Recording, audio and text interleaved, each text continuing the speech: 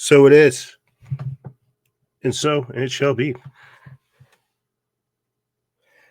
Salutations, my friends, and thank you for tuning in to another edition of Factions of Freedom. I'm your host, Noisera, Freedom Faction, whichever one you prefer, and this is show number 1515, season 15, episode 15. And I've titled this episode, Accelerating Collapse, Crimes Against Humanity, and Trafficking Terrorism. We got a lot of different things going on. We got India and Pakistan going to war with each other. We got the Russia and Ukraine situation, Israel, Palestine. It's getting intense. You know, we've got just before coming onto the air, like I was trying to figure out what the new Pope's name is. Watching him, be broadcast into the world. And at the same time, we're seeing that Bill Gates is giving away like his entire fortune. And so I can't help but think that we're about to experience some type of extremely catastrophic event. You know, you got Elon Musk up there saying, hey, Earth has about 10% of life left. That's very extreme. We got a lot of different things to talk about. You know, space-based weaponry, deep underground military bases type stuff, breakaway civilization things, crypto-terrestrials, stuff that longtime listeners of the show should be fairly familiar with if they've been paying attention. You know, it's wild to see it all kind of unfolding on a massive scale, you see. And so here we are, just trying to put it all together. You know, I'm not going to lie to you guys. Like, it's a very information-packed episode. A lot of different, most likely videos with commentary. Obviously, we've got the news articles and stuff like that, but the intro and the honorable mentions, it's basically become like a segment of itself.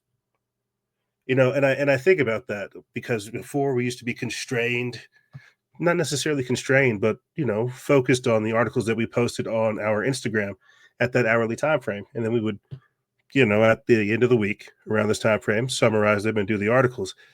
But because we're not posting primarily on Instagram and we're scouring the news for all kinds of information, this allows us to really comport and compile like a completely different episode and show format. So I know this is stuff that everybody's aware of, but it's like you got to understand, like, we've updated the show. Things have intensified.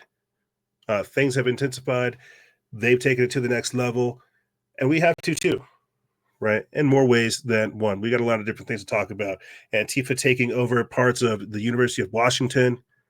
More of that stuff about the Zyzians, the trans-Tifa cult, satanic accelerationists, right? Dr. Peter McCullough talking about how doctors are on average, are willfully blind, ignorant of whenever it comes to vaccines. And we've got them actually giving their own testimony. A lot of different things going on right now, man. And so when we make some of the statements that we make and say some of the things that we say, we're not saying like, oh my gosh, did you know? It's like, yes, no, we know. This is now confirmation time zone. And that's what's so terrifying about it. We've known about all these things that are unfolding for decades. And it's been in motion for decades. And it'll continue so for decades and generations, if they so please. But now we're in the confirmation time period. Now we're in the event horizon, the go zone, where things are actually, becoming kinetic, becoming not necessarily hostile, but more it's just the confirmation time period. I think that's the easiest way to summarize it. And I'm not trying to be sensational. I'm not trying to be like over dramatic. This is me saying that we have to understand that, again, prophetic time period we're in, the changing of the guard, the passing of the mantle, the different areas that we now find ourselves having to traverse. And so again, I'm just again baffled. We've got the Pope coming up. We got the old Pope dying, Pope Francis, classic globalist, saying he's going to bless aliens, having carnivals inside of like a snake dome, all kinds of different stuff. And now we've got this new Pope. We've got Klaus Schwab stepping down, Bill Gates giving his money away. All of these different things happening.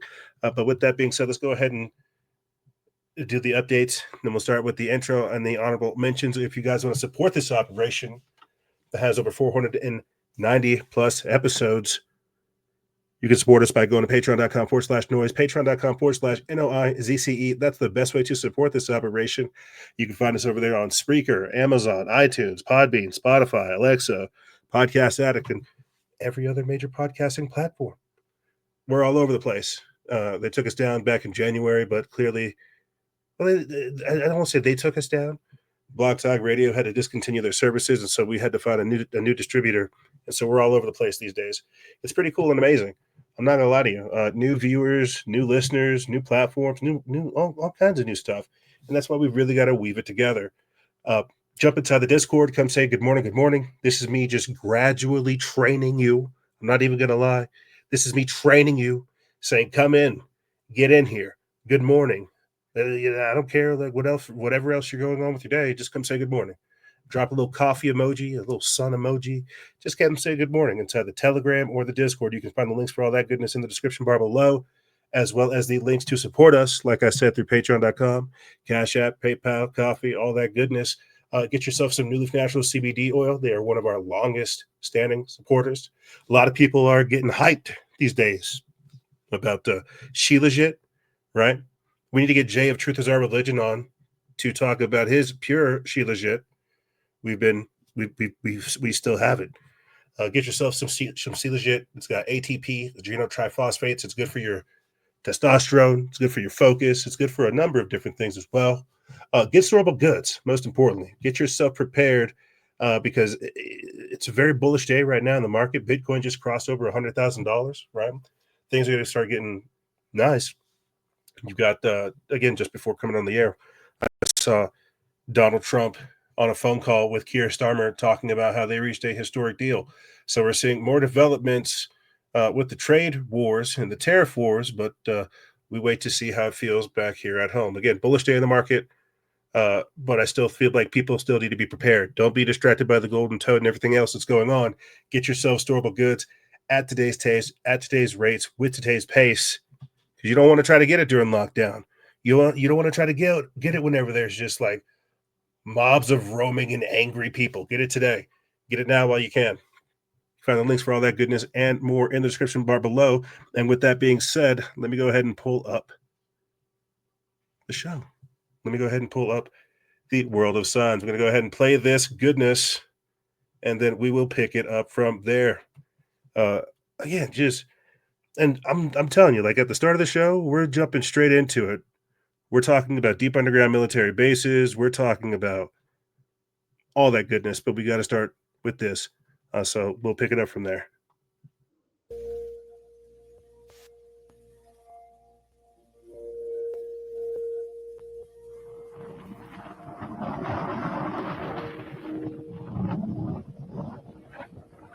This is insane. Look at this towering thunderstorm right here, producing a tornado warning all the way in Vernon County. This is absolutely wild.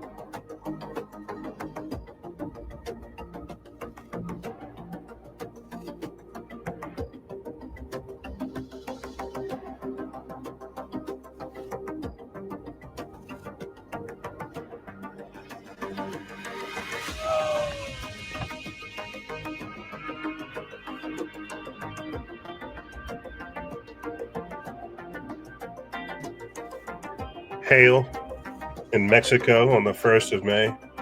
That's pretty intense.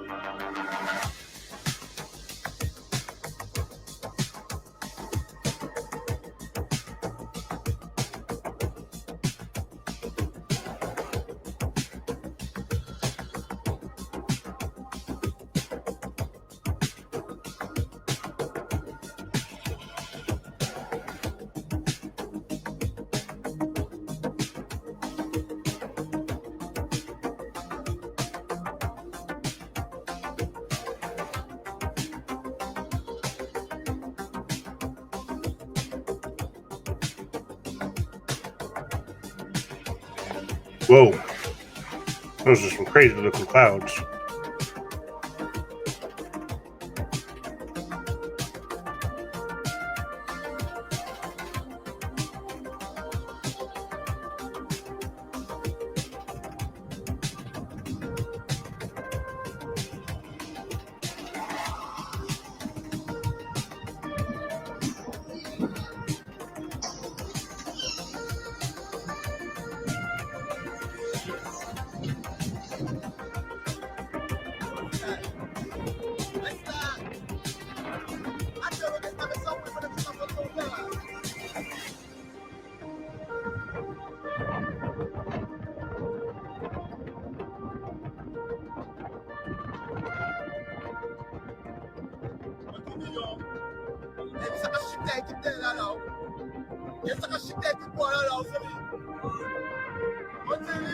Hurricanes just ripping through the skies.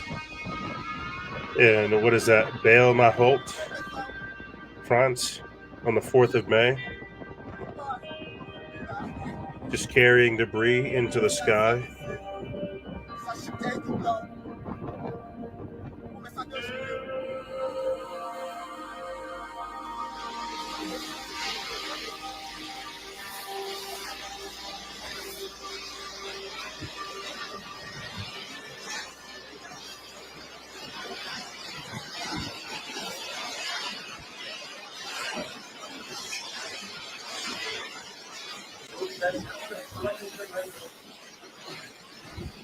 Solar system there. Está viva la vaca, está viva. Agárrenla. Agárrenla. Agárrenla. Déjate, voy moreno. Déjate, voy moreno de la vaca. Dios, diablo. Déjate, voy moreno de la vaca, señores. No, vamos a tirar. ¡Lazo! ¡Manda lazo, papá! Dios, diablo, Haitiano, mira. Barrio a orillas del río. Por la quebrada.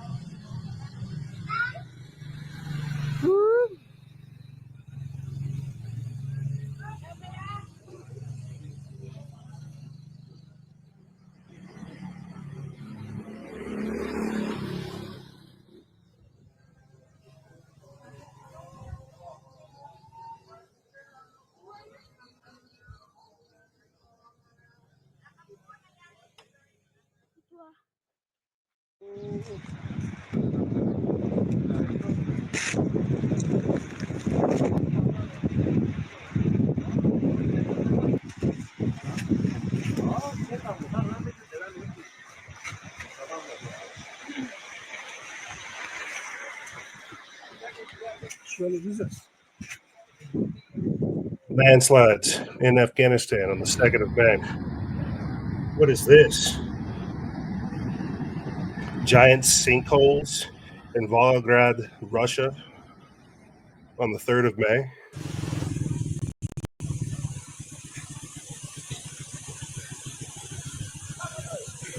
An earthquake and some type of flooding in the Dominican Republic. Ох ты, ёптать, нихуя себе. Вот так, и вот и все, и ты на той стороне. И ты на той Смотри, стороне. мужик. Эй! Трещина пошла. I should probably get over there on that side Не, пойдем отсюда. before you go adrift. That's crazy.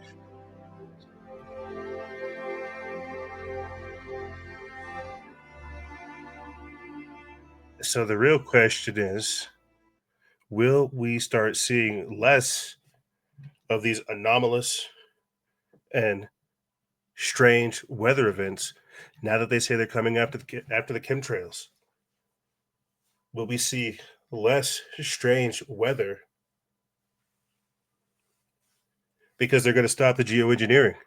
That's what they say, right? RFK Jr., Trump's chemtrail task force. That's what they say. They're coming after the pilots, the companies, and who knows? Maybe this is why Bill Gates is like, hey, I'm giving away my money. I want to do away with some of the evidence, the receipts. I want to wash it. I want to launder it through donations and philanthropy. Are we going to stop seeing anomalous weather events because of these things? And I can't help but think again, as the world, or at least America, or at least alternative news, so to speak, is beginning to discuss the reality of off-world existences, space-based weaponry, weather modification, geoengineering, stratospheric aerosol injections, lasers, HARP, all this stuff.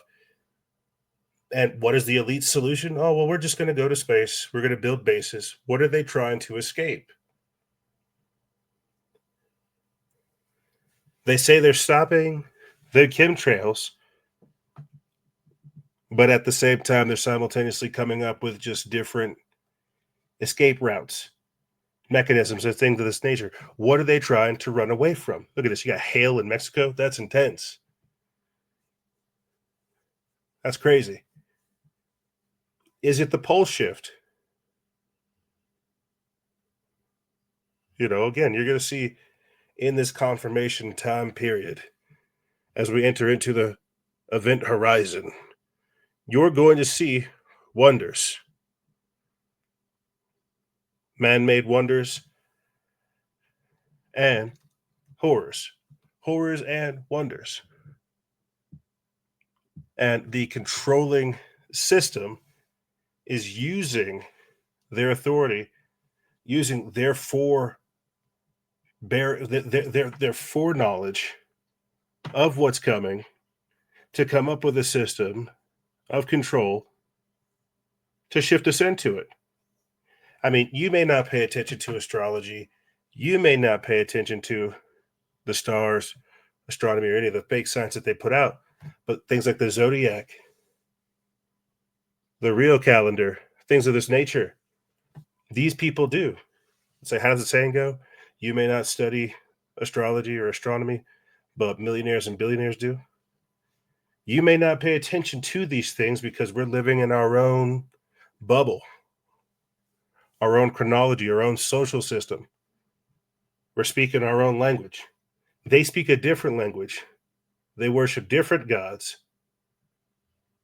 They have different understandings, you see. So what are they preparing for? As they say that they're stopping the geoengineering. Let's move forward. The climate change cult is planning to uproot thousands of ancient olive trees in Spain and replace them with solar panels. This is about Rhoda Wilson from the Daily Expose. They put this up May 7th. It says in southern Spain, thousands of hectares of ancient olive groves will be destroyed to make room for solar panels. Campaigners estimate that 100,000 olive trees will be uprooted to make way for the, quote, green and, quote, renewable solar farms. Should we delve a little deeper? Or is that everything that we need to know? They're destroying the environment to put us onto some fake renewable energy grid. And that's what we saw last week. Or at least that's what Europe saw last week. That's what Spain saw last week. They saw this heavy reliance upon renewable energy and how it crumbled their system from within. And that's what they want to do for us. That's the autonomous society. That's Agenda 2030, where the governments assume control of the resources. But they're using climate change as the cover to do so. And it is just that. It is a cult. Here's somebody exposing the sun blocking that's going on in the London Underground. He's on a train. Let's watch this and then we'll pick it up from there. Have you seen the trails in the sky? Look up.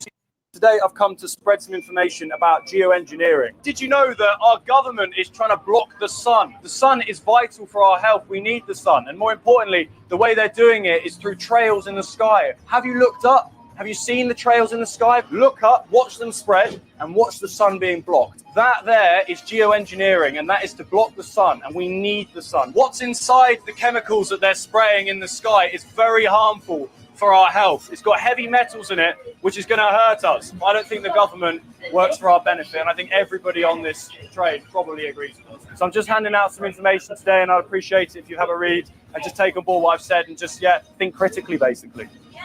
Yes? Woo! Hey, Tell love them. Government are killing us. Hey! Come on, tell them all. Okay, people, that was incredible. So many people took leaflets. So many people were willing to listen and engage. People know something is up, especially with the skies. What you've seen is just a small segment of a vast amount of activism and campaigning that I do on a personal level on my own. So I really need your guys' support as well to continue things like this. If you want to head over to my website, montgomerytoms.com, then you can actually support me for as little as just £3 a month as a monthly subscription. Or if you want to support me for more, there is an option for that. But I'm funded by the people and by myself, so any support you put my way would be amazing. We're the people and we hold the power. Right on, lad. Love to see it. We love to see it because that's how you take it to them. It's not some crazy kooky conspiracy theory. It's not some far right conspiracy theory. It's not just something crazy. It's something that people can see with their own eyes. But have they done the research? Do they understand what it means? And at the same time, are we willing to get out there and go tell them? He's right. People are more curious now than ever because they know something's wrong.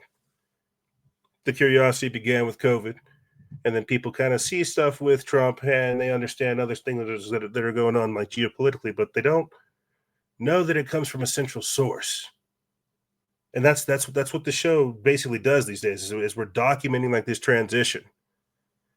It didn't used to be like a social thing. You couldn't talk about this stuff in public. There wasn't this awareness to it, this adoption, this integration. But as the show title represents, or at least the episode title represents, it's the acceleration time period, the event horizon. People know things are wrong, but they don't know how bad it is. And that's okay. I don't know how truly bad it is. But we have more things in common than we have apart, and we need to get out there and have that kind of connection. So I'd love to see it. It's the stuff that we want to see. It's people improving and getting the message out. You know, to hell with the ridicule. People do stupid stuff every single day. This is the type of stuff that wakes people up. Fantastic. Let's proceed. Top climate scientist confesses that net zero is a depopulation scam. Absolutely. Absolutely. You know, whenever the lad over there was talking about the stuff that they're spraying, the harmful contents of it, we've got in the back of the we've got bacteria that they're spraying, literal bacteria that they're spraying on us, that's becoming alive. Right. We'll play it later on in the segment. That's why we got to hurry up and get through this content. It's stuff that you guys already know, but it's important to have this as a setting, have this as a foundation to understand that as everything is going on with Donald Trump, these trade deals, Russia, Ukraine, India, Pakistan, this was a treaty. This was a global treaty to begin spraying your nations. And now we're getting, like I said before, and we'll get to it later on in the segment, now we're getting footage of bacteria that is evolving, where it looks like it has a brain and a spine. And it's crazy, man. Dr. Jane Ruby sent some information or sent some samples that she found in Florida to Mike Adams. And again, I'm getting ahead of myself. They do a little microscope, like looking at it through a microscope. It's pretty intense, but we'll get to that later on the show. Let's stay on this article right here where they talk about net zero being a depopulation scam. Precisely. This is a top climate scientist, Dr. Richard Lindzen of MIT, has declared that net zero is a, quote, depopulation scam, exposing the flawed science behind global climate policies. In a new paper with Princeton's Dr. William Harper, he argues that CO2's role in catastrophic warming is overstated, undermining the push to eliminate fossil fuels. Their April 28th study, grounded in decades of radiation physics, finds that the current CO2 levels have little remaining capacity to trap heat, rendering net zero efforts scientifically baseless and economically disastrous. A scrutiny of climate models intensifies. The findings align with moves by President Trump's to dismantle regulations rooted in these questionable assumptions. Naturalnews.com reports that Lindzen and Harper's analysis hinges on a fundamental physical principle. CO2's heat trapping capacity diminishes as its atmospheric concentration rises, a concept known as saturation. At today's levels of approximately 420 parts per million, they argue additional CO2 contributes negligible warming. Applied to climate models, this means even achieving net zero emissions globally by 2050 would suppress temperature rises by 0.06 degrees Fahrenheit at most. It says that, quote, the data shows that the CO2 is now a weak greenhouse gas, and the notion that it's the main driver of climate change is scientifically indefensible, said Professor Harper, an emeritus professor, Princeton professor. So I think you guys get the point there. I mean, it's a scam. It has been, and it always will be.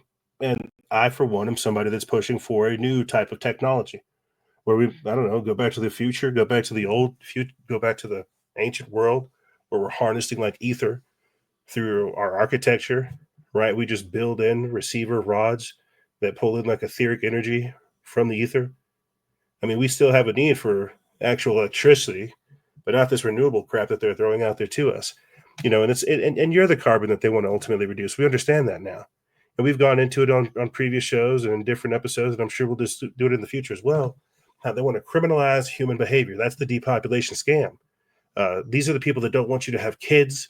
These are the people that tell you breathing is bad, having dogs is bad, having children is bad, having a car is bad, having meat is bad, right? Everything's just bad. Your existence is bad. That's the only thing they don't want to say. So yes, no, it is an absolute depopulation scam. But moving forward, in a groundbreaking 82-28 vote, Florida has become the first state in America to criminalize geoengineering and weather modification. Here is Dale Bigtree talking about the subject. The states have even more power than the federal government. Yeah, and it goes beyond government officials because arguably the way the United States is set up, the states have even more power than the federal government. So we have Florida. Just this week, Florida makes history, becoming the first state to criminalize geoengineering and weather modification. So the new law that is going to be signed is going to make it a felony crime to engage in this geoengineering, 5 years in prison, up to 5 years in prison, $100,000 fine. It passed the House in Florida by an 82-28 vote. Wow. So this wasn't bipartisan right down the middle, just by an inch. This was overwhelming, essentially. There's 34 other states exploring this type of legislation. And this 34. In Florida was mainly a grassroots push. The people spoke up. That's always a big conversation is how do we get them to change that up there? Well, the people are starting to do that. They've spoken from the earth to change the sky, essentially. So that's an important move and a grassroots move that's happening in Florida. over here on the show these past couple weeks. Honestly, we've had people that have different companies, people that are pro geoengineering, people that are pro weather or anti weather modification, and it's good that they passed that legislation because we should stop poisoning our fellow humans. Crazy. We shouldn't be spraying bacteria on them. We shouldn't have them, have like suicidal ideation, psychosis. We shouldn't be putting aluminum, barium, and strontium and stuff crazy. Like we just shouldn't do this to people. So it's wild that people have to, as Jeffrey Jackson says, rally from the earth to change the sky. That's exactly what happened. We've been covering this for years, but you have to think again, if it's been this easy, why hasn't it happened for the past decades? What else are they changing us with? Or at least what are they deploying on their way out? Right. And then what will be the counter effect or the reaction type effect, right? They've been doing this for quite some time. They're not just going to give up now, and they're still going to get their agenda across. But again, I'd love to see what's going on over there in Florida, battling the geoengineering, battling the dehumanization, the depopulation campaign. But be mindful of what they're doing next. Could they pollute the water? Right? Could they roll out mRNA vaccines to the beef? Right? Could they require a certain type of I don't know, chemical roundup on your vegetables? Right? You have to think, because this is still Agenda 2030. These people are shifting so many different things. We have to take the small W's while we can. But speaking of something that is a little concerning and still in Florida dealing with weather modification, we're going to play for you guys real quick a clip of Representative Leanna Garcia passing out while talking about the bill banning weather modification in Florida. It's crazy. You'll see Dr. Joseph Ladapo rush to her assistance or rush to her aid, and it is super sketchy. Very, very crazy. But let's watch this, and then we'll pick it up from there. So, Governor, forgive me. I've got to sit down because I am not feeling well. Hey, we got you.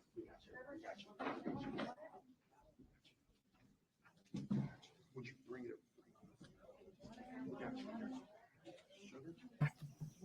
Yeah, kudos to Dr. Joseph Ladapo, who was the face of last week's thumbnail, rushing to her assistance.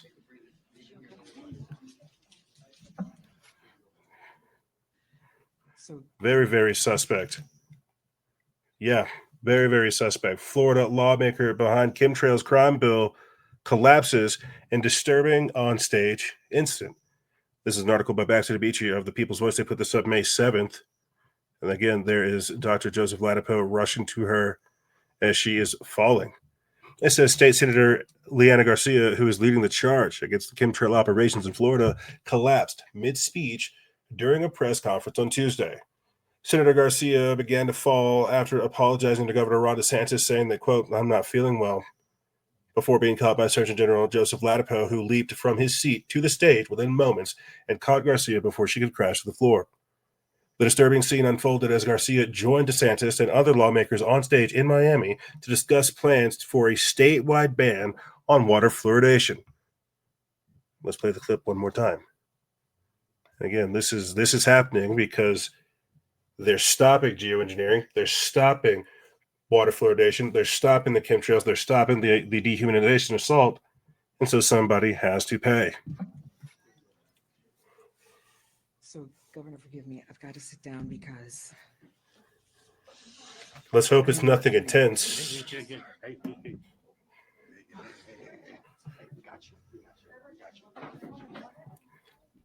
We can only pray that it's nothing too intense. Let's hope it's, something treatable. It says that the senator remained seated while the Sunshine State's top doctor attended to her, as others, including DeSantis, brought her water and fanned her as she gathered herself.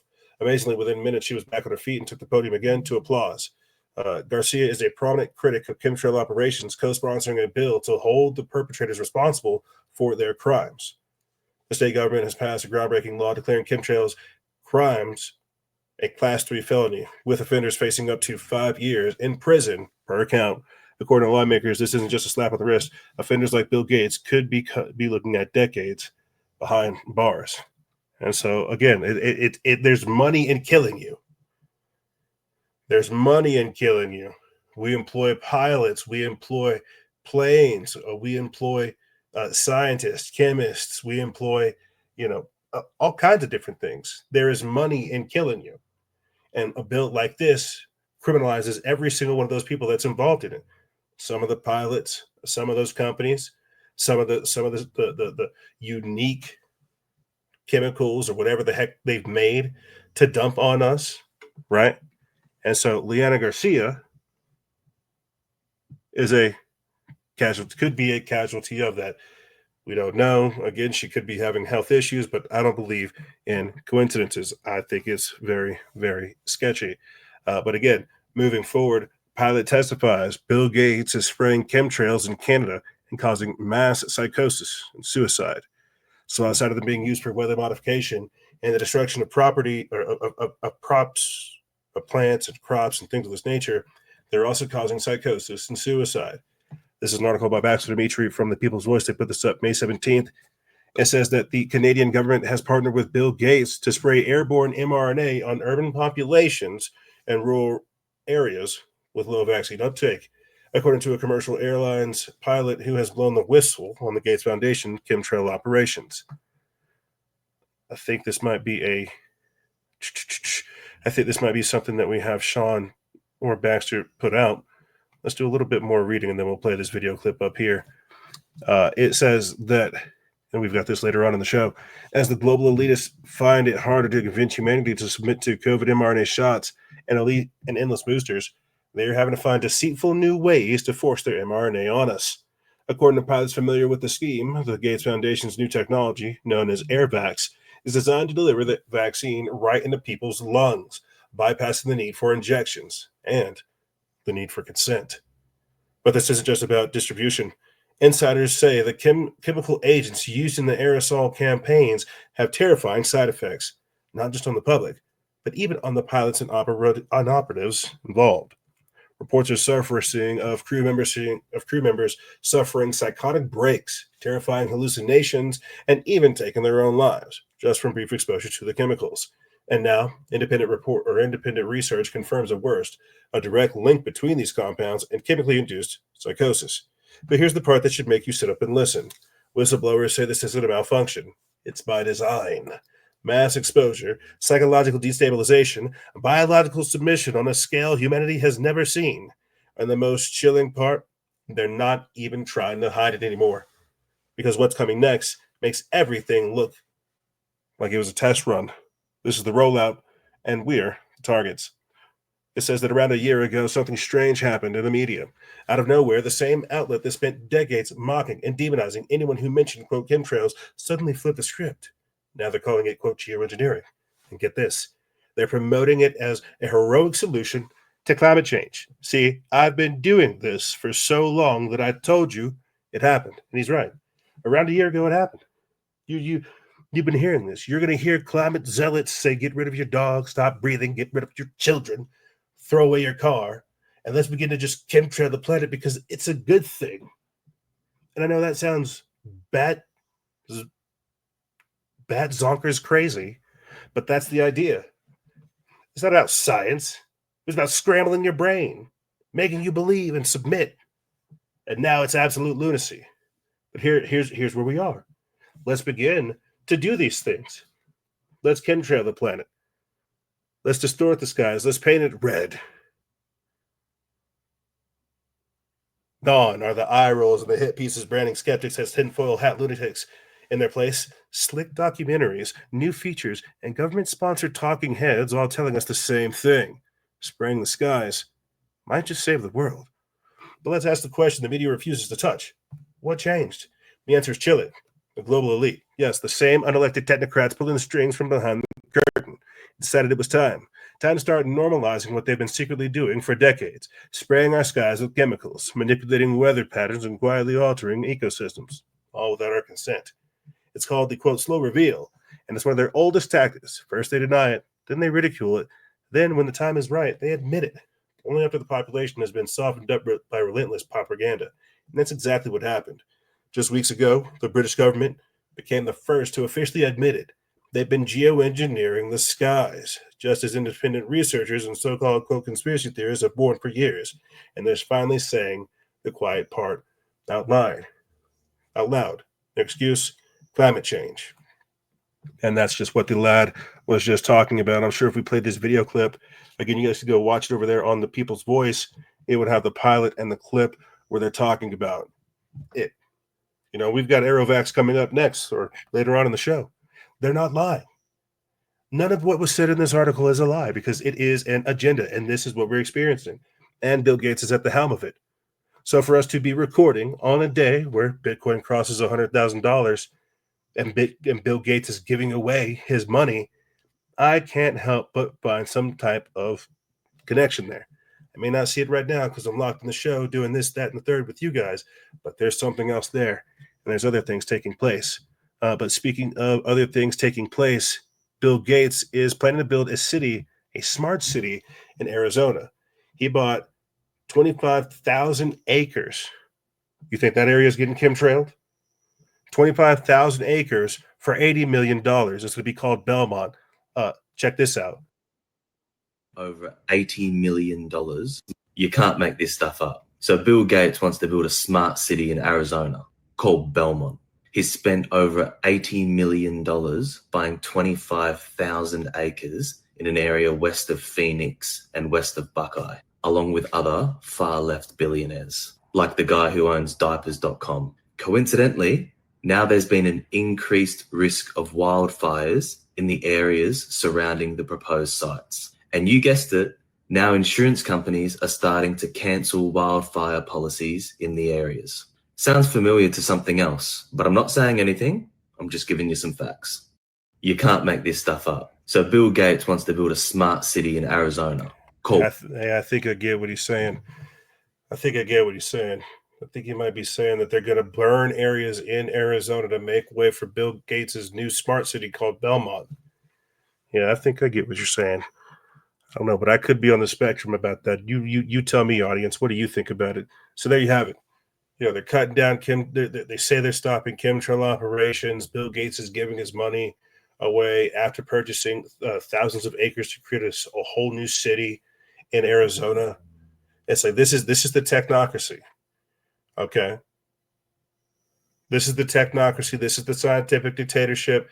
These are these breakaway civilizations. I mean, we've got it later on in the show. I think either this segment or the next segment where we're talking about robot teachers in Texas. In this segment, we're going to be talking about Elon Musk having his Starbase in Texas and how that's like a city as well. You see, as the old world order, places like Detroit, places like New York, places like Chicago, places like that are iconic American like representatives or representations, right? As these places begin to decay and crumble over just everything, Seattle, right? All of Washington splitting up because people are afraid of Donald Trump and MAGA and what comes with all that. You're going to see new cities being built. You're going to see new areas being built. Well, who has all the money? The technocrats. The people who got rich during the pandemic. This is why they're destroying the environment. Places like East Palestine, places like Asheville, North Carolina, Maui, right? Los Angeles, they're destroying these areas so they can come through and build up these smart cities, these 15-minute cities, these dystopian prison cities of the future. Let's proceed forward. Again, this is all just going on in the background, right? This is all just setting a stage. This is what I mean by like Donald Trump being such a change engine that we're all focused on him, that they're able to do so much of these things in the peripheral that by the time he's out or done with, or enough of the new system has been built, he'll be disposed of. Anyway, staying over here on Bill Gates. Bill Gates goes nuclear on Elon Musk, says that the world's richest man is killing the world's poorest children. This comes from Isaac Score of Mediaite. They put this up May 8th. It says that Microsoft founder Bill Gates didn't mince words in his evaluation of Elon Musk's role in government, fuming that, quote, the world's richest man was, quote, killing the world's poorest children. Speaking with the Financial Times, Gates expressed his disgust with Musk's role in shuttering the U.S. Agency for International Development, USA. Quote, well, that's because he was getting money from it. That's his way of saying, yeah, I'm mad that Elon Musk cut off my money. It's all WWE. It's all theater. Quote, the picture of the world's richest man killing the world's poorest children is not a pretty one, said Gates, who told the Times that he'd quote, love for him, Musk, to go and meet the children that have now been infected with HIV because he cut American aid that had been going to a hospital in Mozambique. You see, I'm sure you were the people that gave them the HIV. Gates' comments came concurrently with an announcement that his own charitable endeavor, the Gates Foundation, would spend an estimated $200 billion over the next 20 years before closing its doors in 2045. Quote, it gives us clarity, said Gates. Quote, we'll have a lot more money because we're spending down over the 20 years, as opposed to making an effort to be a perpetual foundation. This isn't the first time that Gates criticized Musk, both over his attacks on U.S. aid and his embrace of right-wing European politicians. Quote, U.S. aid plays a super important role. It's work that saves millions of lives and helps strengthen the relationship for the United States, Gates told CNN's Anderson Cooper in February. Quote, the basic idea that we should review almost every department and that if you were really smart about using technology or updating the goals, you could save 10% here and 10% there, which adds up to a lot. I don't think that's a mistake. But going in very quickly and saying that all these people run a criminal organization, that's not quite as subtle as you'd hope. Quote, you want to promote the right wing, but say Nigel Farage is not right wing enough. It really amuses me that Elon Musk can destabilize the political situations in countries, continued the billionaire. I think that the U.S. foreigners aren't allowed to give money. Other countries maybe should adopt safeguards to make sure super rich foreigners aren't distorting their elections. That's so crazy coming from this man. That's so crazy coming from Bill Gates, saying that he doesn't want people meddling in foreign elections, that we should put safeguards in. That is hilarious. That's the pot calling the kettle black. But again, it's as I said before, it's all theater to me. Elon Musk, Bill Gates, Klaus Schwab, they're all one and the same, and they're all same birds of a feather, just different grades. Bill Gates again had to build the old infrastructure that we're familiar with, Microsoft, Xbox, things of this nature, so that Elon Musk can come through as the accelerationist he is, take it a whole step further. Mark Zuckerberg, they're all the same ilk to me. You see, again, here's Bill Gates pledging his remaining fortune to the Gates Foundation, which will close in 20 years. Bill Gates says he will donate 99% of his tech fortune to the Gates Foundation.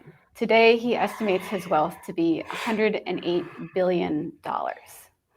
It's one of the largest commitments in the history of U.S. philanthropy when adjusted for inflation. And the foundation work has been way more impactful than I expected, and great joy to work with the people there and our partners.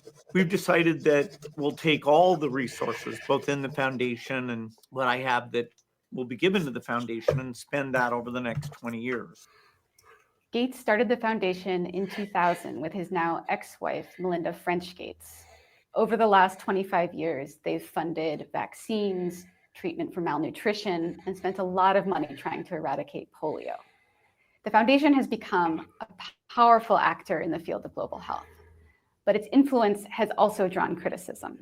I spend the money I put into the foundation is me. It's not, 500 people, writing reports and things like that. I pick childhood death. Is that a bad thing? It's not an important cause. People are, can criticize it. I do think the Gates Foundation played a catalytic role putting together coalitions like the Gavi Vaccine Alliance, building incentives that actually bring in the private sector at scale. The next 20 years could be more challenging for the foundation. Other major donors, including the US, have cut funding for global health. The need, of course, is far greater than what we can do, but we'll be showing that we're doing the most we can and give a lot of predictability to the field by having this, we'll be here all of those 20 years, but not thereafter. Man, I can't help but think, like, what is going to come next? What is going to come next? What transformations are going to take place? Who's gonna step up as like the Bill Gates, right? If Elon Musk is the trendier version of Klaus Schwab, right? Who's going to be the trendier version of Bill Gates? Who's going to take over America's doctor? Who's going to be like a hybrid mix between Anthony Fauci and Bill Gates, right? Over the next 20 years. Because Elon Musk, he's been gradually creeping into the public's general eye over the past couple of years. He didn't just all of a sudden become the main thing that people begin to talk about. He was gradually introduced and massaged and groomed into the individual he is today. Who's going to replace Bill Gates? Who's going to replace like the global health security agenda? I think diseases are going to get worse, right? And I've discussed this in previous episodes. It's like one of the main thought processes I have in relation to COVID and COVID vaccinated individuals and what's going on with people's genes, right? Just the quademic and gene hacking, genetic viruses and stuff like this, and how this is a plan, right? To successful, just over time, it just release more and more viruses to depopulate the people. And so Bill Gates stepping down is like Klaus Schwab stepping down, giving away his money. It's like I remember whenever he left Microsoft right before the pandemic happened, and then all of a sudden he just started he started giving away free nasal kits, free data collecting and data mining kits for people during the pandemic, right after he stepped down from Microsoft, because he wanted to turn people into computers. He wanted to study the viruses and people. He wanted to experiment with humanity that way. And so these type of things, these are landmark moves in the geopolitical spectrum. Now let's move forward over here to Mike Adams and Dr. Jane Ruby, looking at strange and anomalous chemtrail samples that came to life after incubation with, quote, swimmers and have self-propulsion. It's crazy, man. It's crazy. It's like bacteria that's alive in some of the samples that they found. Let's play this and we'll pick it up from there.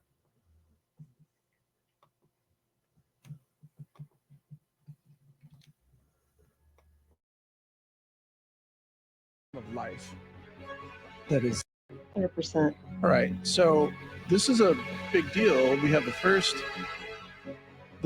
proof of some form of life that is self-mobile. Holy It's moly. like a million. Oh wow, what is that? I think I saw this in Aliens 2. Like clearly Now that's he's doing not a just liquid, somersault. it's rotating. You're right. Welcome to today's interview here on Brighteon.com. I'm Mike Adams, and we are now in week 3 of the incubation experiments of the chemtrails fallout sample or mystery fog sample that Dr. Jane Ruby sent me from Florida. And she is here joining us today as we are, for the first time in a week, looking at the results of the incubation. I've got my microscope booted up and running here. So welcome, Dr. Jane Ruby. It's great to have you back. Great to be back, Mike. I'm really looking forward to your results. This has been quite the mystery.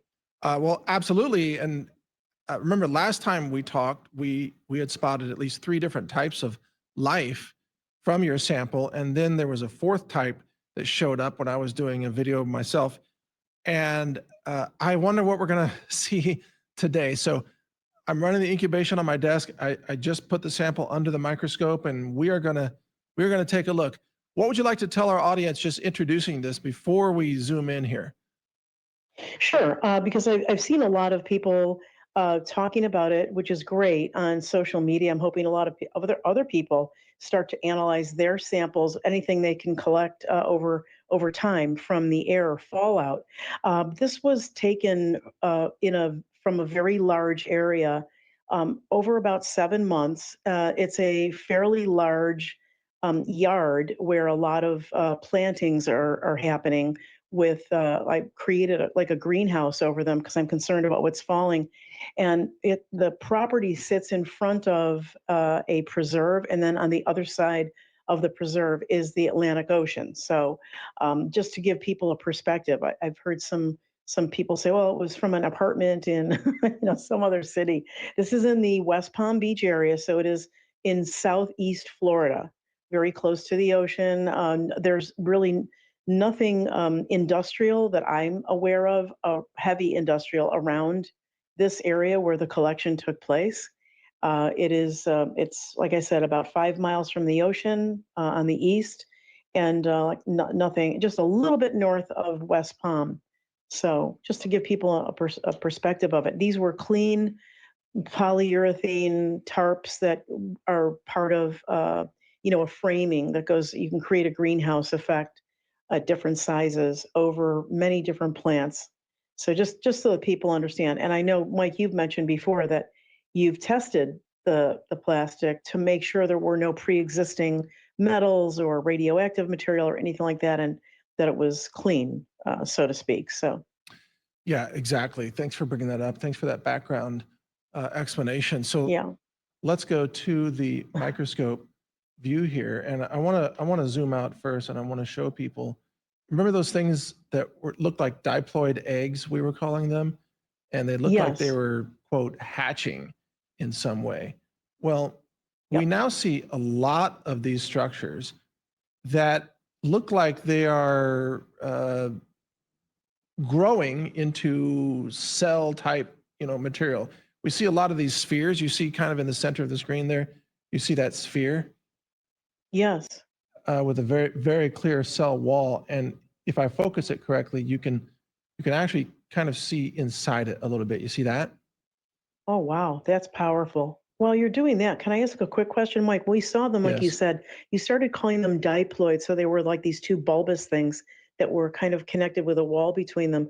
Are you seeing in the post initial incubation, are you seeing those open up No, structure? we saw those diploid structures did open up, and then they kind of, I'm going to just generically say That's scary. they gave birth to something that came out of the middle of like the two halves opened up like an egg, and then something large and very translucent came out of the middle, and that began to grow. Because the challenge not here, as horrific. you've mentioned, is we often don't know what forms of life these are. I mean, we can show them, and we can show that they're living. We can show that they're growing and expanding week after week, clearly.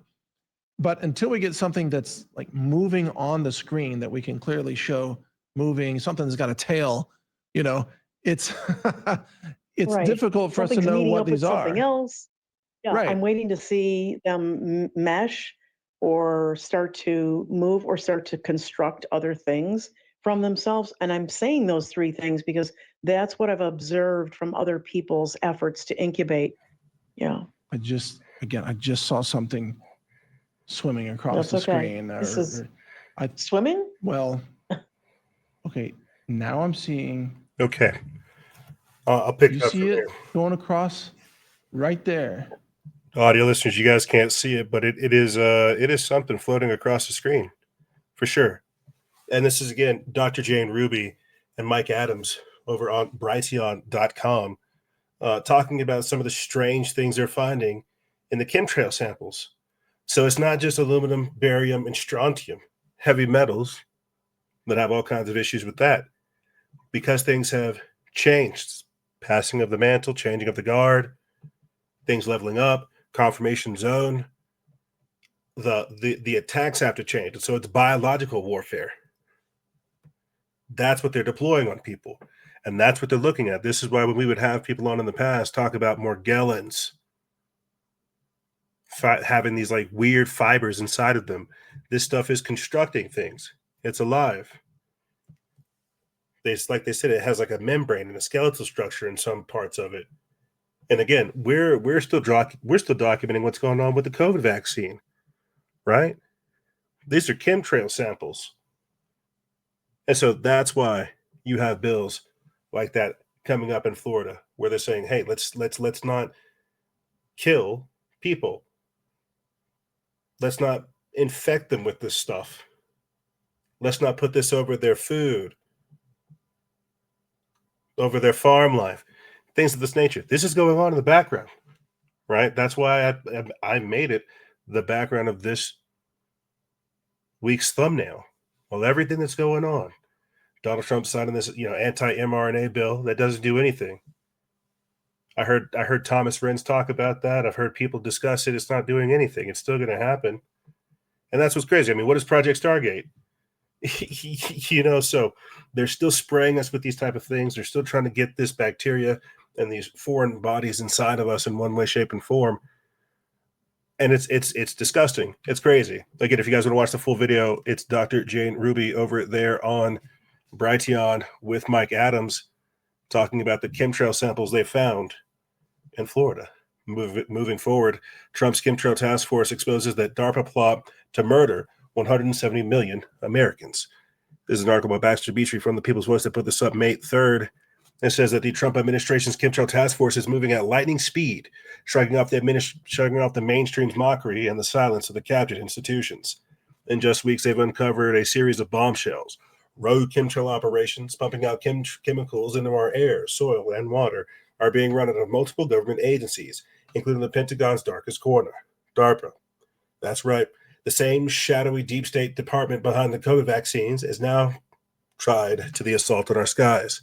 And the source, none other than HHS Secretary Robert F. Kennedy Jr., who has revealed that these chemtrails aren't just experiments gone wrong, they're part of a deliberate plan for massive depopulation, targeting millions, tens of millions of lives. He's not stopping there. Kennedy's revealed that the chemtrail task force is so overwhelmed by the evidence of wrongdoing, they're preparing to appoint a chemtrail czar to focus solely on holding the culprits accountable. The deep state players behind this, they're just the faceless suits. They're power brokers, names who thought the secrets would be safe. But the task force is closing in, losing their jobs, in fear of their worries, and justice is coming. It's unrelenting. Could this be why we saw Representative Leanna Garcia get targeted? Is that why she fell to the ground? Is the task force moving? Again, people being exposed is not a good thing. People having their funding cut off is not a good thing. And that money doesn't just disappear. It doesn't stop entirely. That volume just goes someplace else. And then it finds other ways to retaliate. Here's Dr. Casey Means talking about how 99% of the farmland in the U.S. is being sprayed with synthetic pesticides that are strongly linked to autism, ADHD, sperm dysfunction, Alzheimer's, dementia, and another range of issues. 2% of it's not an overstatement to say that I learned virtually nothing at Stanford Medical School about the tens of thousands of scientific papers that elucidate these root causes of why American health is plummeting and how environmental factors are causing it. For instance, in medical school, I did not learn that for each additional serving of ultra-processed food we eat, early mortality increases by 18%. This now makes up 67% of the foods our kids are eating. I took 0 nutrition courses in medical school.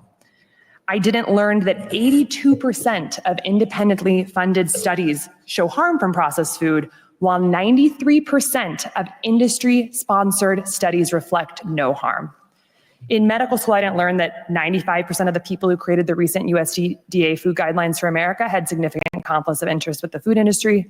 I did not learn that 1 billion pounds of synthetic pesticides are being sprayed on our food every single year. 99% of the farmland in the United States is sprayed with synthetic pesticides, many from China and Germany. And these invisible, tasteless chemicals are strongly linked to autism, ADHD, sex hormone disruption, thyroid disease, sperm dysfunction, Alzheimer's, dementia, birth defects, cancer, obesity, liver dysfunction, female infertility, and more, all by hurting our metabolic health. Appreciate you, doctor. Be safe out there. Back in the day, they used to kill people for talking like that. What you doing over here, like exposing our operations? What are you doing telling the people that we poisoned them? We'll poison you. Boosh, they shoot you with a heart attack gun. Dr. Casey Means they used to do that. But apparently we now live in the confirmation zone, the confirmation time period where this has been happening. And as she said, she was not educated on these things. She went to medical school. She didn't know about this stuff that's going on because it's not something that you talk about. And as she said, it was China and Germany. But of course, we're a part of this treaty of coming up with a material to spray pesticides on us that cause these ranges of issues. Of course, our so-called frenemies would agree to murder, soft kill, depopulate its frenemies, its adversaries. You see, and that's what I mean by it being a treaty. But people just now becoming aware of it. It's been going on for decades. That's why we see all of the range of issues that we see. Children looking malnourished, man, instead of just like happy, healthy, depression. The list goes on. Everything she discussed. It's because they've been experimenting on us. And we can only pray that since they say they're going to stop, that they actually stop. Because now we're living in the results of everything they've done. Now we're living in the results and the fallout of the depopulation, of the decades-long chemtrails. It goes beyond just weather modification, anomalous weathers, and things of this nature. And I did all that because with the remaining parts of the show, or the remaining part of this segment, we'll be talking about the breakaway civilization, how they've intentionally destroyed and weaponized the environment, spraying harmful chemicals and dangerous pesticides all over the place. And they say, hey, guess what we're going to do? We're going to blast off into space. Catherine Austin Fitch just last week talked about how these people have spent trillions of dollars building at least 100 different underground bases, right? And so we've been talking this entire season about the so-called crypto-terrestrial theory. And in a single episode with Tucker Carlson, she basically exposes how this is exactly what these people are doing. So thank you, Dr. Casey Means. Let's go ahead and proceed with Elon Musk saying that Earth only has 10% of its life left. This was our destiny to get rid. I'm hearing this for the first time. No one's ever told me the sun is going to burn Earth. Disputed fact. I'm not disagreeing with it. Yeah. I'm just saying I didn't know this was our destiny to get roasted by the sun. Yes, and I don't think there's anyone who would disagree with that. So we have to set up plans to leave and spread out.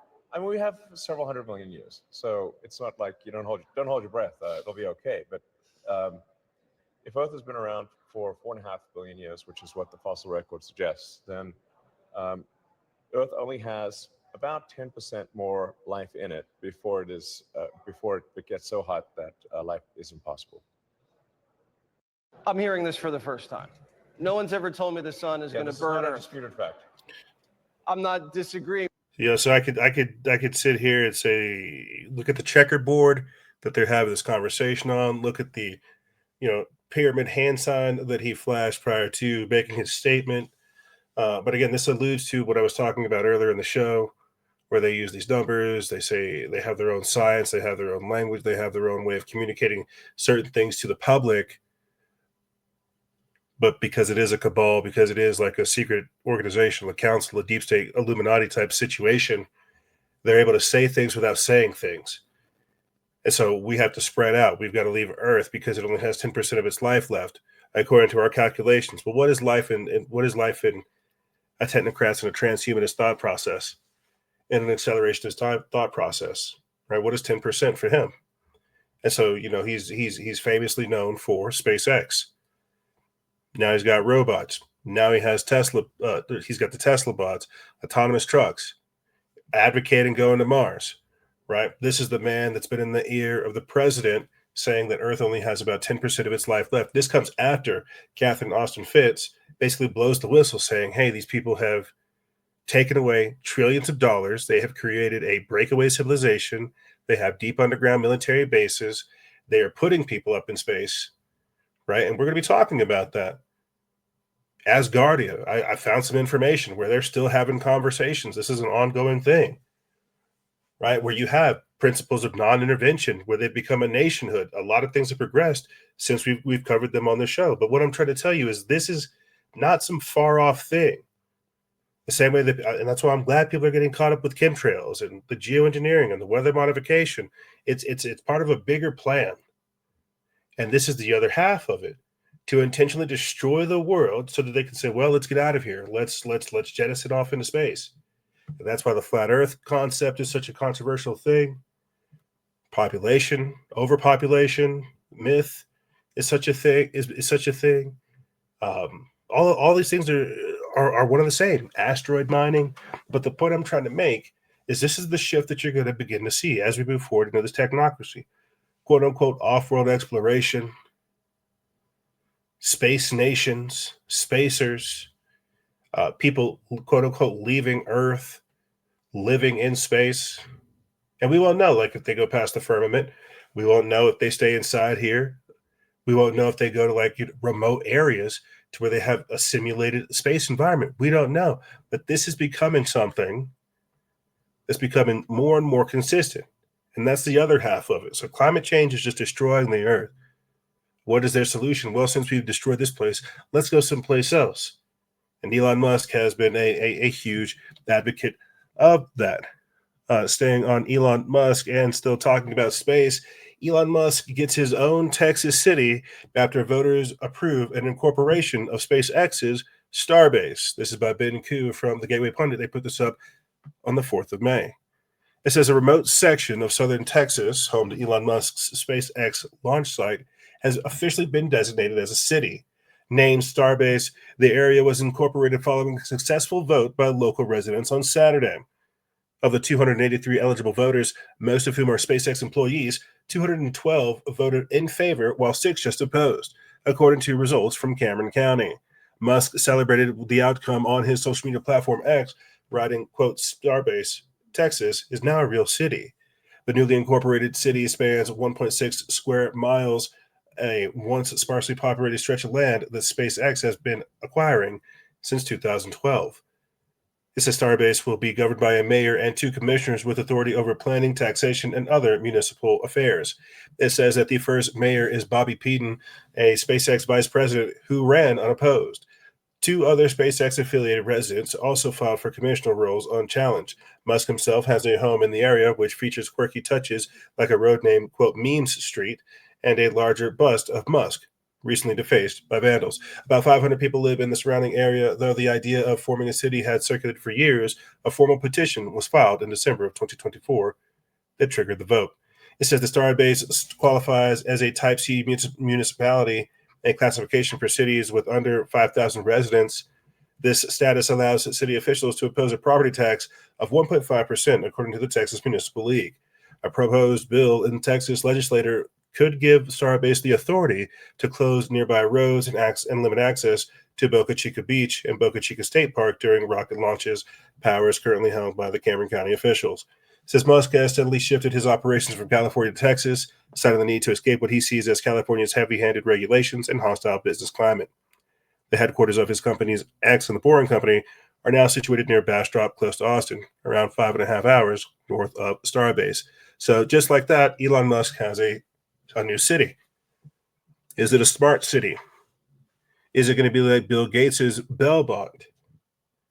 Yeah, Akon has a smart city. Saudi Arabia is trying to build the line and Neom, right?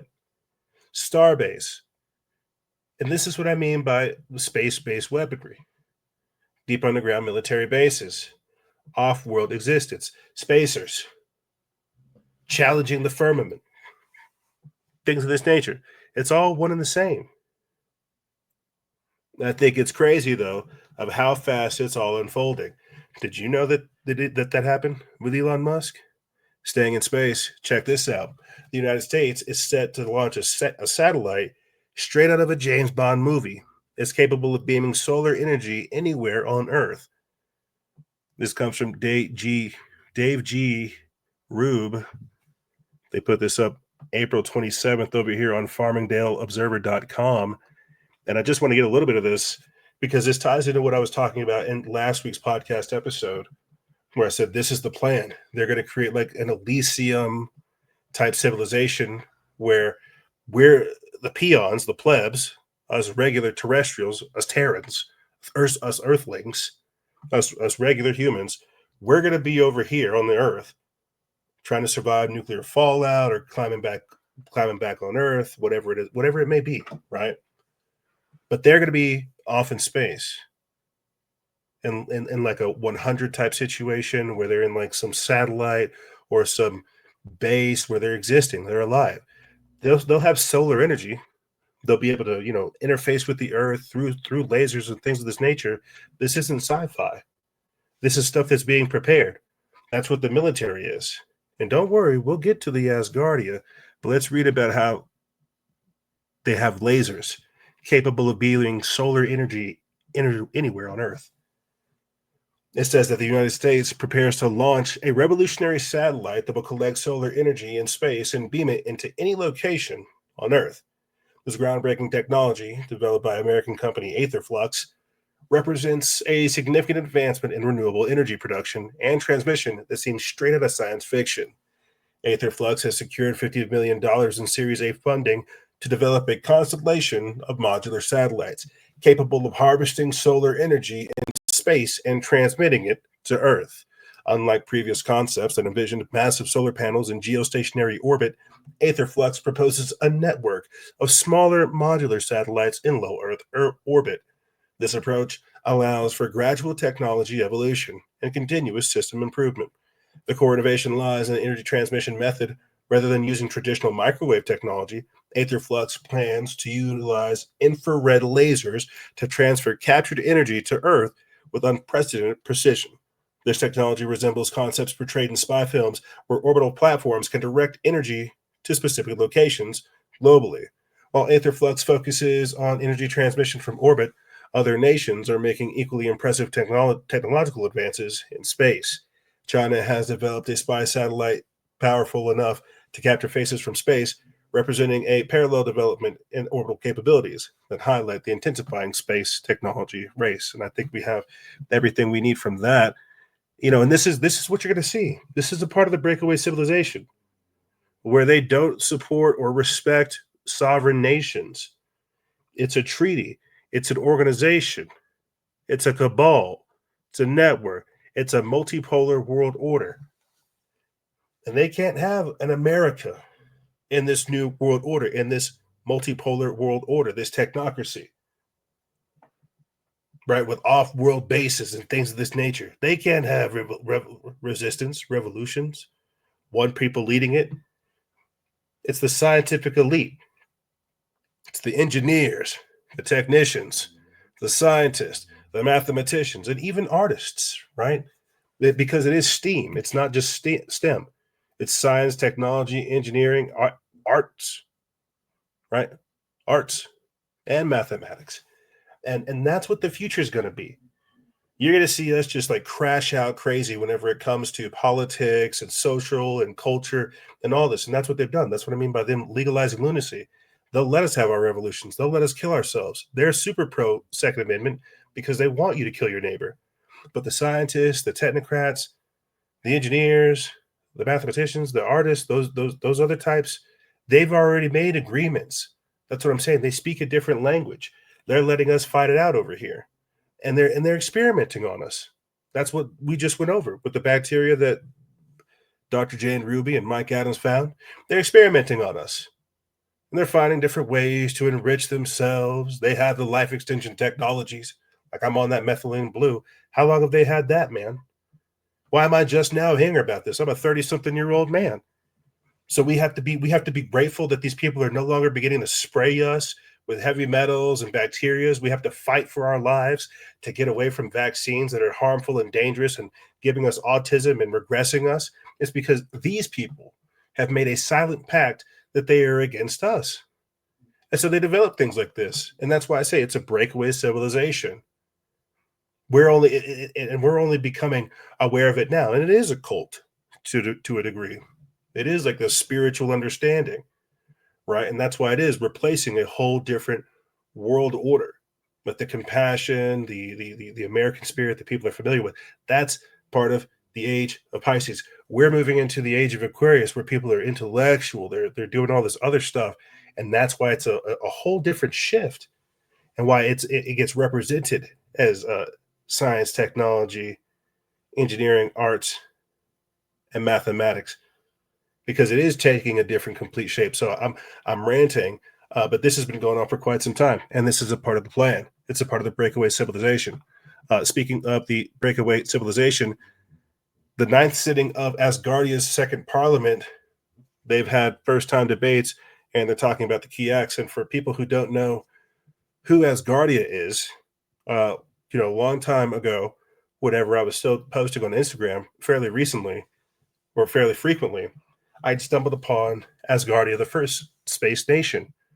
And I thought, wow, this is kooky. It was probably some of the, the D&D Dungeons and Dragons LARPer kids that met up in the park that decided they wanted to go to space. But it actually became something more and more serious over time. And, obviously over the past couple of years with COVID and everything that's gone on, we've not paid attention. But now that this talk of military bases, extinction level events, Elon Musk's SpaceX, Starbase, this whole sci-fi crazy future we've now found ourselves in, I decided to go back and go look at it. These guys are having parliaments, like they've formed governments, they're forming like agreements with different nations and different corporations and groups, and they're getting funding.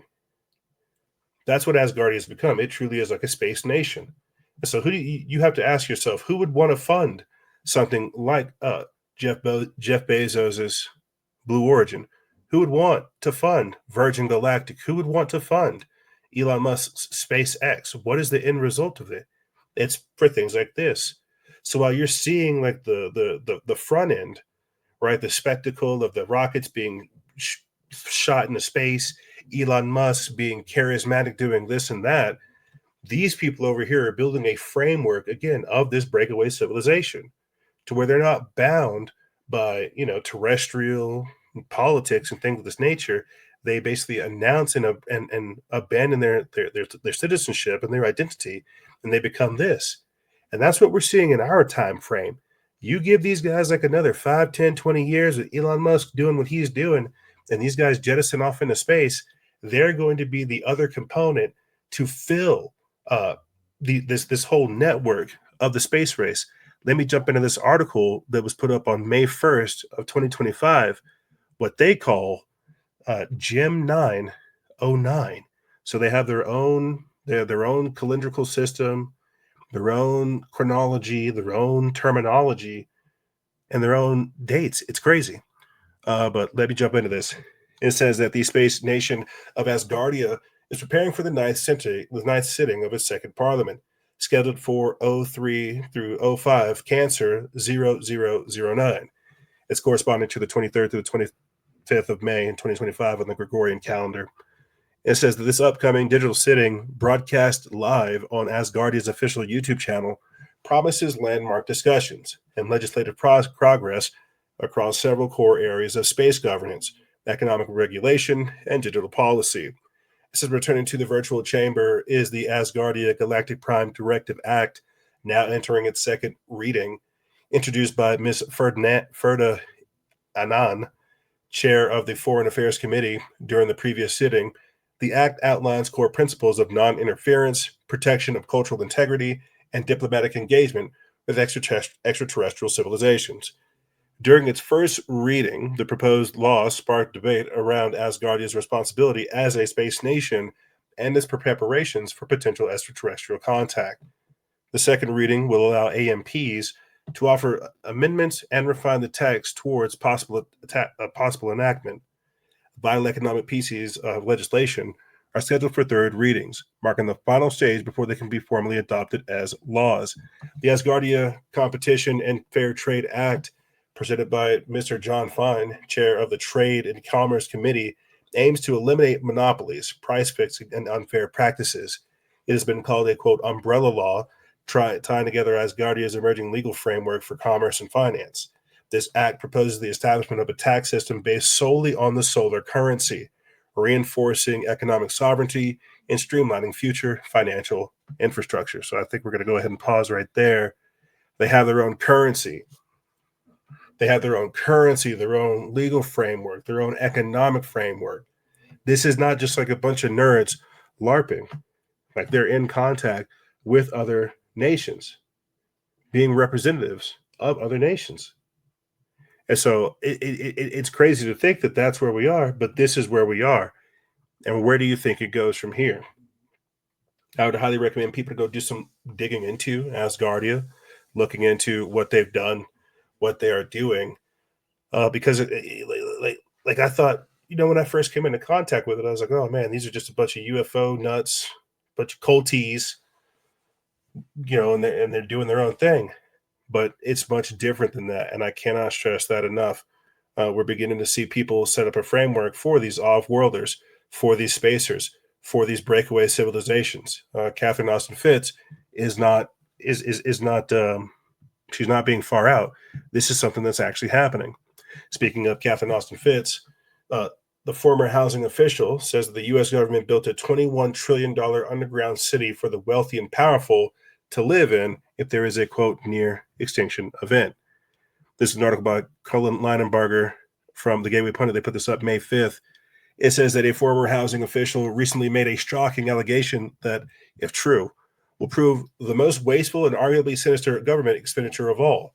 Catherine Austin Fitts, who served as the Assistant Secretary of Housing and Urban Development for Housing between 1989 and 1990, appeared on the former Fox News host Tucker Carlson's podcast last Tuesday to claim that the United States government spent a whopping $21 trillion over several years building an underground city for the wealthiest and most powerful in the country. Let's listen.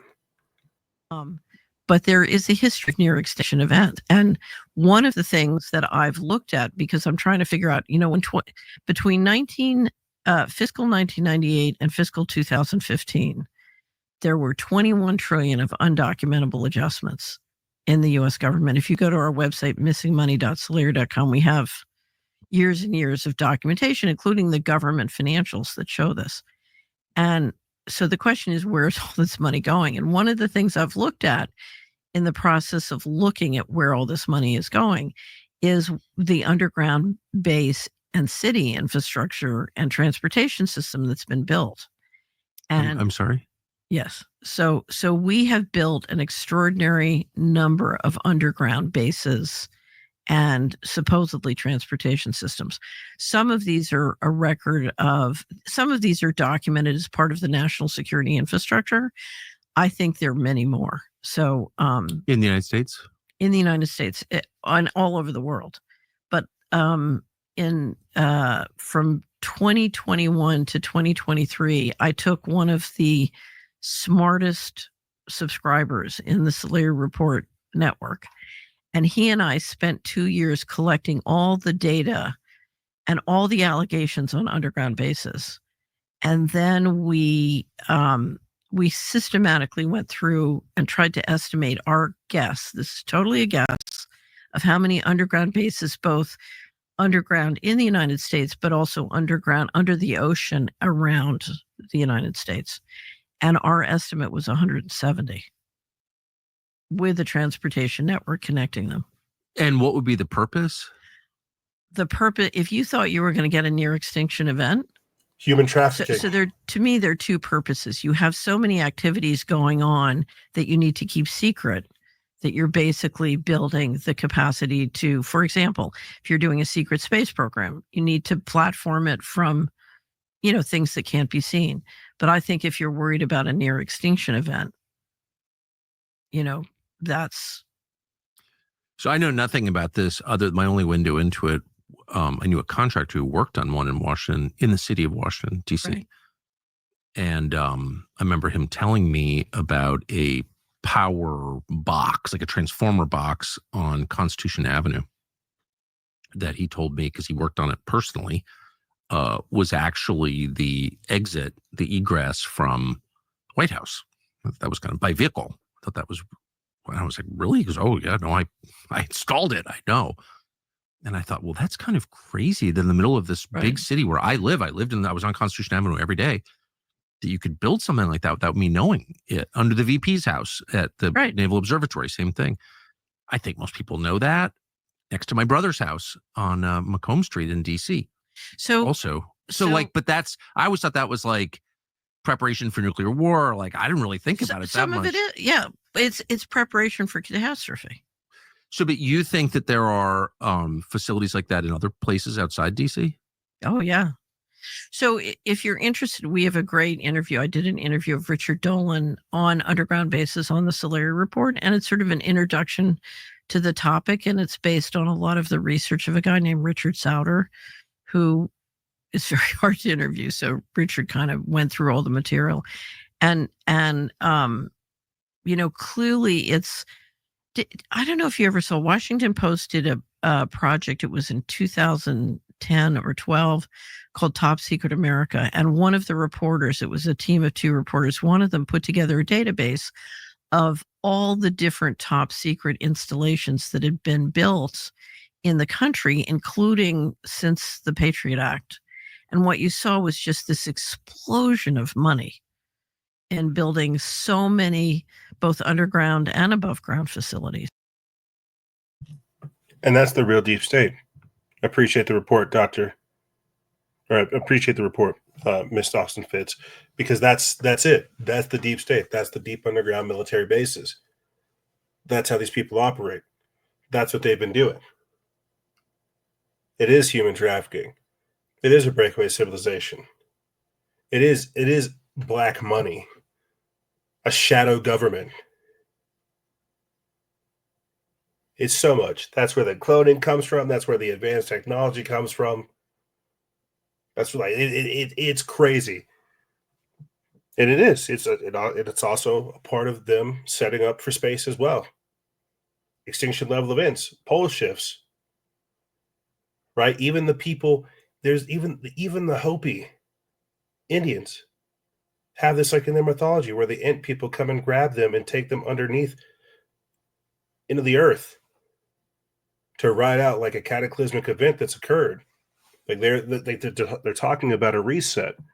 And so when we talk about extinction level events, resets, space-based colonies, deep underground military bases, crypto terrestrials, things of this nature, they're all one of the same. And they're preparing us with this climate changes narrative. They're preparing the framework for environmental monetization and so much. It's all one and the same, right? And this is what's going on in the background. This is what Agenda 21 was. This is what Agenda 2030 is. This is what Agenda 2050 is. The Avatar Project to 2045. That's what all of this different type of stuff is, because they've looked at the charts. They follow a different calendar. They've charted the stars. They know where we are and they know what's coming. And I myself don't fully understand it, but I can see all the preparations and things they've done, all the pieces that they put into play, and I can see them making certain moves. And so we're in confirmation zone. Yes, they have deep underground military bases. Yes, they have space-based weaponry. Yes, they're building off-world colonies. Yes, they have entire civilizations. What did she say? Over 170 different deep underground military bases around the entire world. And it's not just like in Washington or off the shores of America. It's like around the entire world. It's a network. Again, I'm over here in New Mexico.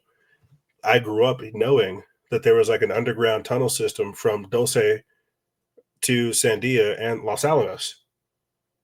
And so it's much bigger than that because it's a scientific elite combined with the military industrial complex, people working behind top secret clearances.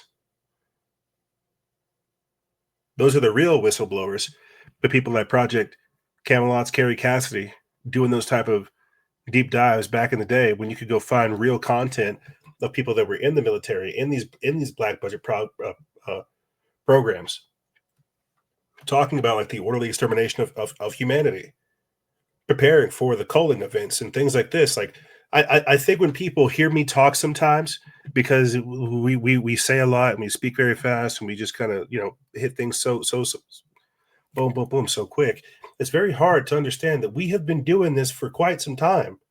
We have seen a lot, we have heard a lot, we understand a lot, and to see everything just unfold to where it's at now. Like there used to be weeks where I'd be like, oh man, well, remember what we discussed with you guys last week, because nothing's really gone on this week. So much stuff is happening so quick that's what I'm saying. We're in that acceleration time period. We're in the confirmation zone. These things are unfolding. we are under attack from a breakaway satanic civilization that is experimenting upon us, that have the mandate to murder all of us. And that's not me just like freaking out. This is what's going on. So it's not like some space brothers, bro. It's not people from Galaplaxius 9 or the Pleiades. Like, we can have a whole separate conversation about the different dimensions and realities and true extraterrestrial intelligence and things of that nature. It's people who have made this decision, who have committed and are a part of this darker set of the cabal, which Bill Gates, Anthony Fauci, Elon Musk, Mark Zuckerberg, Klaus Schwab, Tedros Ghebreyesus, all these people, they represent that. They're the front people, because it goes so much deeper than that. So again, I'm ranting, I'm raving. Let me go ahead and pull out my final thing I wanted to get into with you guys. It's just, it's so much deeper than we could ever comprehend. I wanted to close this segment off reading Revelation chapter 6, because that's basically where we're at right now, right? Where the seals are being unlocked, and that's where we're at, to where the seals are being unlocked. And at the very end, close to the very end, it talks about that, the wrath of the Lamb, and how the elite are going to try to shield themselves up and hide themselves away in the mountain to hide away from the wrath of the Lamb. Let me go ahead and read Revelation chapter 6, all of it, and then I'll play a break, and then we'll go to break right after that. But it says, Revelation chapter 6, verse 1, it says that I watched as a lamb opened up the first of the 7 seals.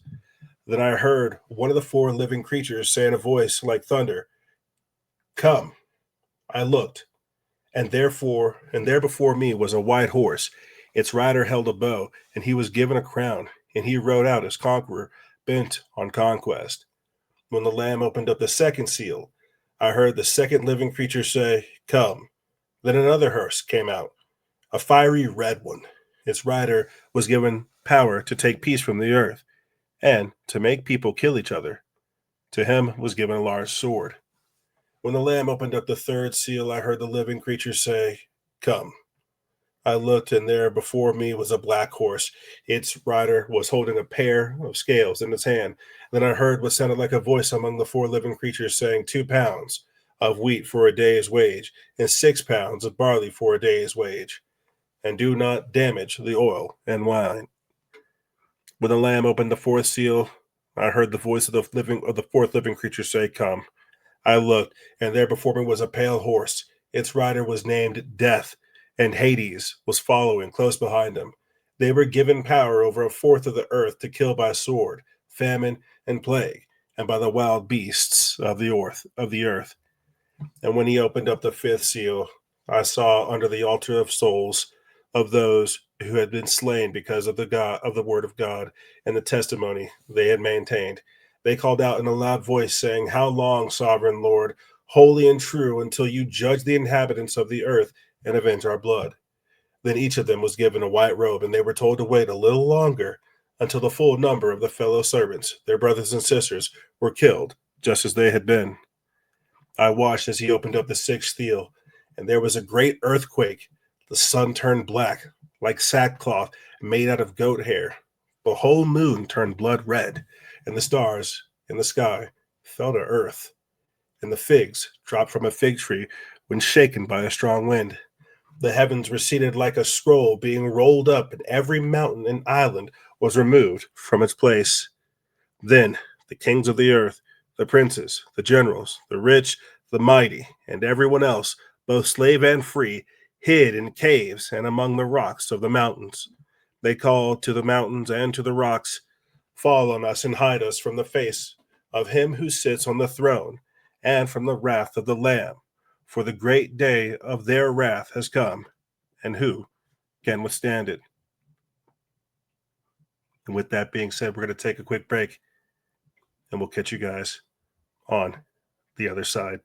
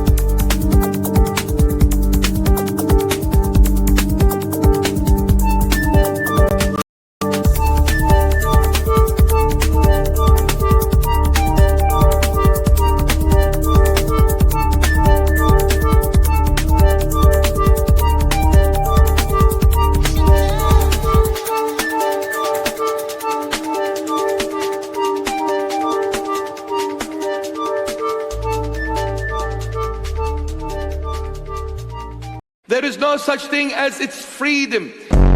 There is no such thing as democracy. Please stop listening to the mainstream media. Please stop listening to the Western world speaking about United Nations, human rights. This is evil. Nonsense. They have enslaved the human race under the banner of human rights. I beg you, they have enslaved the human being under the banner of human rights. There is no freedom in the world. The world is placed in the bosom of Satan, the killer of mankind. A snake, the poisonous cobra. Satan likes to do things in disguise, in quietness, in the depth. But the Lord forced him to surface up. He wants humanity to see. He's opening the eyes of those who are willing to listen to Christ. Those who are willing to listen to Christ, He is opening your eyes. What has been happening in recent years, it is absolute satanic. But all done in the name of human rights, democracy, United Nation.